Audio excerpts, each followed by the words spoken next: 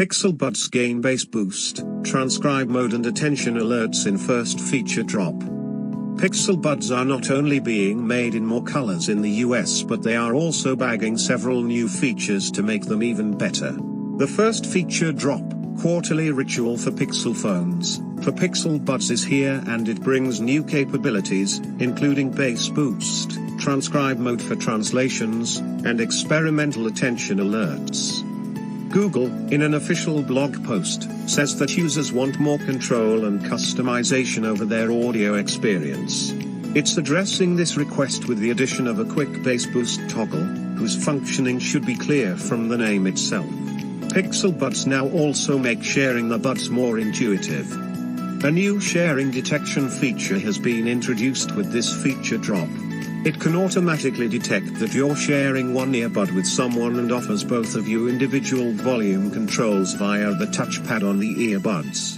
This means you can lower the volume, if that's what you like, while your friend can rock to the latest BTS song at max volume.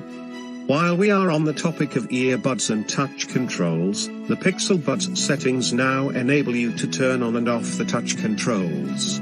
Not just that, you can even ask the Google Assistant to do the same, thus, further simplifying the process. Another cool feature that Pixel Buds pick up with this update is dubbed transcribe mode.